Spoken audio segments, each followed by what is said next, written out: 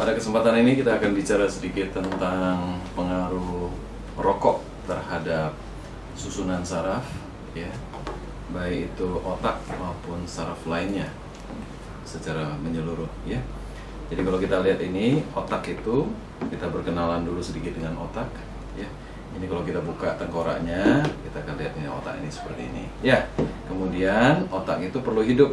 Nah, yang memberi kehidupan kepada otak itu adalah aliran darah, ya. Jadi sebetulnya merokok itu berpengaruh buruk, terutama terhadap pembuluh darah. Mulai dari yang ukuran besar sampai ukuran kecil. Jadi pembuluh darah yang memberi makan kepada otak itu mulai dari yang besar kemudian mengecil, kemudian yang di permukaan yang memberi makan kepada sel-sel saraf itu adalah pembuluh darah yang kecil-kecil, ya. Nah, yang diserang pertama kali akibat dari rokok itu, racun-racun rokok itu akan membunuh, ya, pembuluh darah yang kecil-kecil. Jadi kalau pembuluh darah yang kecil-kecil ini mampet, maka aliran darah tidak akan sampai ke sel-sel otak, sehingga banyak sel otak yang rusak. Sel-sel otak yang rusak ini akan menyebabkan orang itu, kalau banyak, akan menyebabkan dia pikun secara bertahap, ya. Nah, itulah yang kita sebut sebagai pikun atau demensia senilis, ya.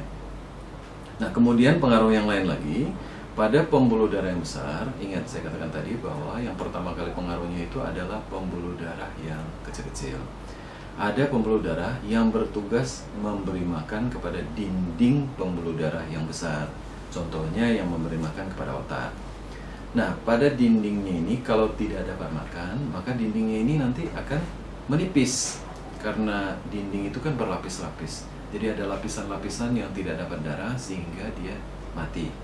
Nah, pada bagian yang tipis ini, oleh karena adanya fluktuasi tekanan darah, dinding itu bisa membalon seperti bisul di kulit, ya. Jadi ini di dinding pembuluh darah ada seperti bisul. Nah, inilah yang kita sebut dengan aneurisma. Nah, aneurisma ini tipisnya bisa setipis kulit arinya salak, kalau pernah makan salak. Jadi kalau dia pecah, wajar, itu yang kita katakan sebagai stroke perdarahan pada otak.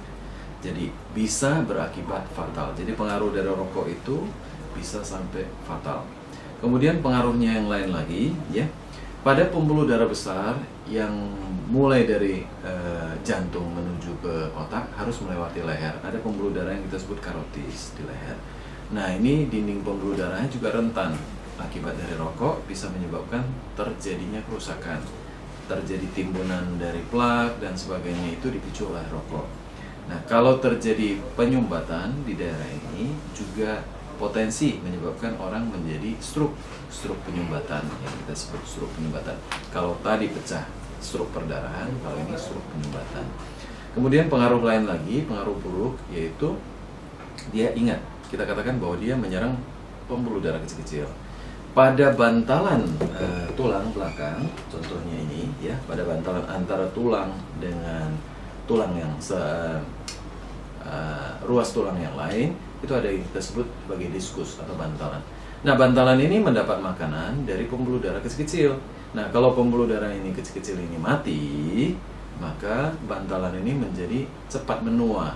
Jadi kalau cepat menua, lemah dia, sehingga pada gerakan tertentu menyebabkan dia menonjol keluar. Kalau dia menonjol keluar ke tempat saraf, adanya keluar dari lubang ini, maka muncullah sakit.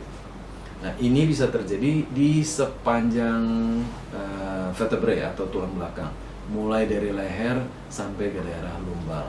Jadi yang pada umumnya terjadi adalah di daerah lumbal karena dia menahan berat badan. Tetapi tidak menutup kemungkinan ini terjadi pada level-level yang lain, sehingga membutuhkan operasi. Jadi ingat, kalau mau merokok, ingatlah otak kita. Kalau mau merokok, ingat masa depan dari tulang belakang kita. Jadi smoking, no way.